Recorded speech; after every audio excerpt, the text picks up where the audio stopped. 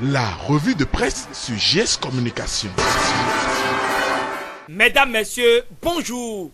Très heureux de vous revoir pour ce dernier numéro de la semaine qui commence avec les actualités relatives à l'inauguration de la centrale thermique de Maria Gleta 2 hier.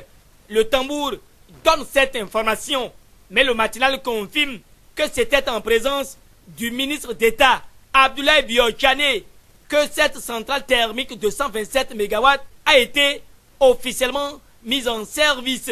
Abordant la même actualité, le Béninois libéré découvre le Bénin sur la voie de l'autonomie énergétique. Mais le Soleil Bénin Info rallonge que la rupture a relevé un challenge de taille pour le leader du jour, Dona Jean-Claude Oussou, et réussi la réalisation d'un projet phare du programme d'action du gouvernement. Déjà que la centrale énergétique de Maria Gleta 2 est activée, le régional nous conduit au Japon où se déroule le 7e sommet de la TICAD, puis livre l'offensive du gouvernement Talon qui, d'après le Soleil Bénin Info, met le temps à profit pour nouer de solides liens dans le but de redynamiser la diplomatie tout en livrant la synthèse des démarches et actions menées par la délégation béninoise qui a accompagné le président Patrice Talon à Yokohama. Le journal de Hervé Alade soulève que les réformes de Talon séduisent les investisseurs japonais qui sont obligés de sceller un nouveau pacte avec l'Afrique. La nation reste également collée aux actualités inhérentes à la 7e conférence internationale sur le développement de l'Afrique qui prendra fin à Tokyo ce jour, puis notifie que les enjeux du numérique inscrits au premier plan de l'action du gouvernement du président Patrice Talon depuis son avènement à la tête du Bénin sont portés avec éloquence par Aurélie Adam Soulé Zoumarou, ministre en charge du secteur, qui a pris part au meeting de haut niveau sur les technologies de l'information et de la communication, ainsi qu'à des rencontres stratégiques en marge du sommet. C'est avec une analyse pertinente au sujet de l'animation de la vie politique au Bénin que le Soleil Bénin Info revient dans ce point de presse et réagit sur la présence à la cérémonie du baptême de membres du gouvernement de Donclam Abalo, porte-parole du parti d'opposition de l'Union sociale libérale de l'homme d'affaires Sébastien Germain à Javon. Selon le journal, cette présence fait encore des vagues et crée une polémique qui n'a de cesse de s'enfler depuis le week-end dernier, ce qui a même fait sortir de second le fautif après une remontée de bretelles par le président d'honneur de l'USL. Mais c'était déjà trop tard pour assurer les dirigeants et les militants du dit parti. Le Soleil Bénin Info revient sur les propos tenus par Donclam Abalo à travers une vidéo dont le contenu laisse perplexe plus d'un. Le journal de Hervé Alade ne comprend pas pourquoi Donclam Abalo se confond depuis lors en excuses alors qu'il a participé au baptême du nouveau-né d'un ministre fut-il ami, déplore la gouvernance du régime actuel, puis l'homme parle de dérive du régime alors qu'il va festoyer aux côtés d'un ministre de ce même régime paradoxal et antinomique. Le Soleil Bénin Info trouve ici que Donclam Abalo fait preuve de naïveté politique et d'amateurisme singulier, l'ayant amené à dire peu avant les élections législatives d'avril 2019 que même si la caution était à 1 milliard de francs CFA, que le parti Union sociale libérale irait aux élections. Quel amateurisme, s'exclame le canard avant de voir certainement que ce genre de frasques de Donclam Abalo qui ont dû contraindre certains barons de l'Union sociale libérale, à l'instar de l'ancien vice-président de l'Assemblée nationale André Dassundo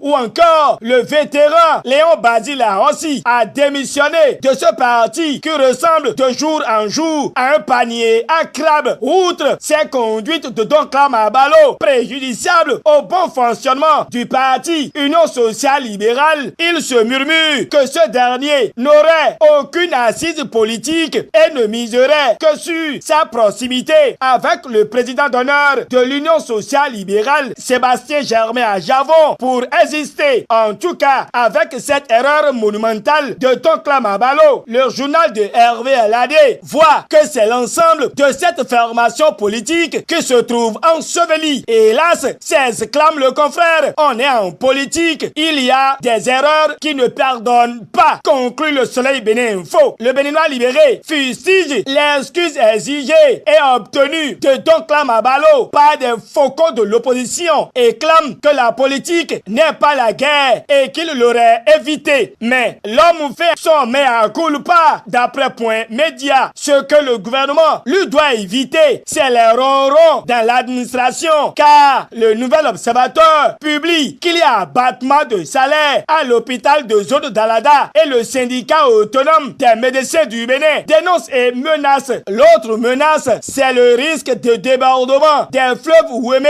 et Niger. Matin Libre cite les localités telles que Malanville, Kari Mama, Zogbodome, Bonou et Wenri, puis donne l'alerte sans oublier les instructions pour évacuer les populations. D'un autre côté, l'identité n'est pas à confondre ni à négliger. C'est pourquoi le régional nous tient en haleine avec une note afférente à la promotion de la culture béninoise. Mais la surprise ici est que le journal a fait le constat d'une vaine polémique sur un supposé conflit entre le promoteur du festival Africa Vodou USA, Denis Achadi Asongba, et Oswald Omeki. Terminons cette revue de presse avec le Nouvel Observateur qui, à travers un fait insolite qui a eu lieu à Dekoumé, et signale qu'un couple en plein débat sexuel est chassé par un serpent si le ridicule pouvait tuer. Mesdames, messieurs, c'est avec sourire aux lèvres que s'achève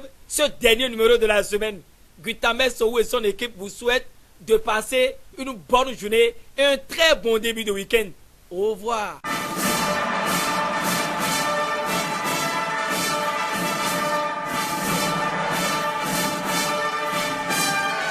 C'était la revue de presse sur GS Communication.